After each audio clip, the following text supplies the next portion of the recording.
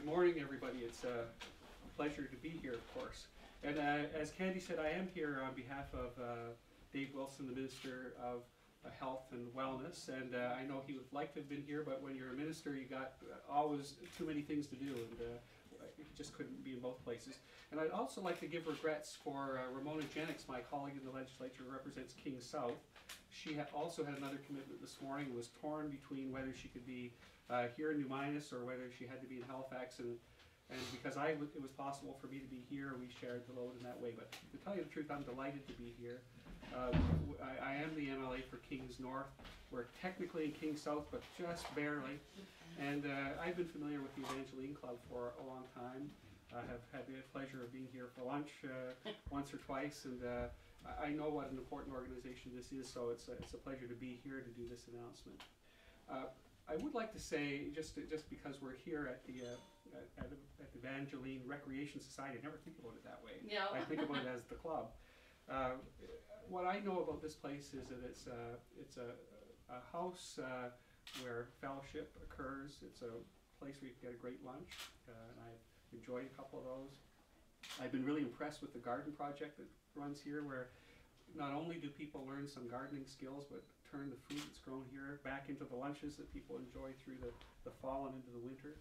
And maybe it's a place too where people can just talk to each other, or put a puzzle together, or do something that makes life more meaningful. And in fact, what in lots of ways what this is a community. And communities, I think, are at the heart of our province. They're in fact maybe even more profoundly than that at the heart of our life. Human beings, I don't think I have to remind many people in this room, are social animals. We live our lives in relation to each other, and I think, in fact, we're at our greatest risk when we're alone.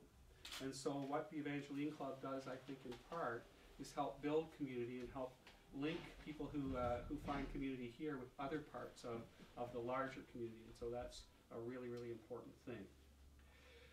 I'm here today particularly to announce that people living with mental illness will benefit from more access to health programs in their communities with funding from the province's consumer-led initiative grants. And I'm very, very pleased that the Evangeline Club, or officially the Evangeline Recreation Society, is one of this year's recipients. The Evangeline Club will be receiving $16,000 to implement programming that is making and will continue to make a very real difference in the lives of people living with mental illness. The consumer-led initiatives grants focus on groups concerned with mental illness. They help to establish and run programs in their communities. And they're important because including and involving people in community life, as I've already said, is not only vital to recovery, but vital to life. And we recognize that financial support is part of making that happen. This year, the Department of Health and Wellness will invest a total of $146,000 in grants to 7 projects under this category of consumer-led initiatives. One of them is the Evangeline Club, as I've said. The others are the CARE organization representing Disabilities, which is located in Digby, or in Clare, actually Digby County. The Schizophrenia Society of Nova Scotia will be receiving some funds. Laing House in Halifax will be getting a grant. Health Minds Co-operative in Halifax will be receiving some funding. The Canadian Mental Health Association of Halifax-Dartmouth will be a recipient. And finally, the Self-Help Connection, also located in Halifax, will be a recipient. So I want to use my opportunity here to say congratulations to all the recipients. I wish everyone success in their work. And I want to say a particular congratulations to those members of the organization and the members of the Evangeline Club for not only for your success with this funding, but for the kind of programming that success with the programming you deliver and everything that you do in your future. And thank you particularly to Candy and to the club for hosting this event this morning. I'm glad that we were able to do this here. And thanks to each of you for coming out this morning to be part of this announcement, which is important to a lot of people in Nova Scotia. Thanks very much.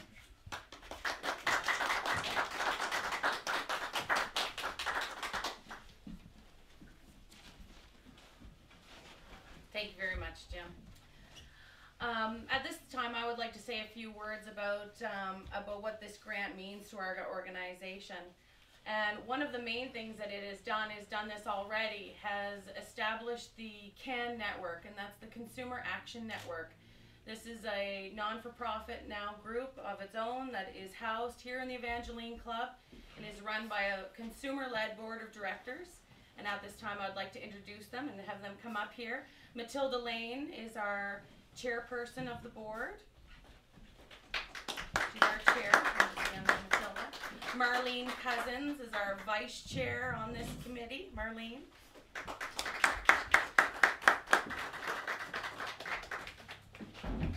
And Paul Can, the secretary of the Consumer Action Network. These folks here do their very best. We have meetings, hold meetings every month, and they're in charge of creating the jobs and providing the support that goes along with the funds that we got for this grant. And with that, I would like to thank you all for taking the time to come out and support this community announcement. This concludes the formal part of the event. I'll ask Jim to stick around for a few minutes later for a quick photo. Thank you all again.